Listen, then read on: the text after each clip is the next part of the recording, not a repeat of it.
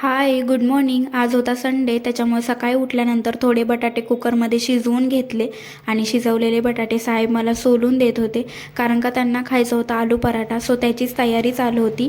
कढईमध्ये थोडंसं तेल, जिरं, मोहरी टाकली आणि कांदा टाकून मस्त भाजून घेतलं. थोड्या वेळानंतर त्याच्यामध्ये हळद, लाल तिखट आणि मीठ टाकून घेतलं. त्याचसोबत धनेपूड आणि कस्तुरी मेथी टाकून क्रश केलेले बटाटे टाकले आणि मिश्रण भाजून घेतलं. हे मिश्रण तयार करायच्या अगोदरच मी पीठ मळून घेतलेलं होतं, त्याच्यामुळे लगेचच पराठे बनवले आणि साहेबांना टेस्ट करायला दिले. सो साहेबांना ते आवडले आणि हे पराठे तुम्ही टोमॅटो केचपसोबत पण खाऊ शकतात. त्यानंतर मी पण नाश्ता केला आणि थोड्या वेळ आराम केला. नंतर 5-6च्या दरम्यान मी दीदींकडे गेलेली. तिथे गेल्यानंतर आम्ही मस्तपैकी दोघी रेडी झालो, कारण का आम्हाला जायचं होतं गर्ल्स पार्टीला. सो तिथेच एक जवळ हॉटेल होतं, तिथे आम्ही भेटून जेवणाचा प्लॅन केलेला होता. तिथे गेलो, गप्पा केल्या, जेवण केलं. सो आजच्यापुरतं एवढंच. भेटू नंतर. बाय.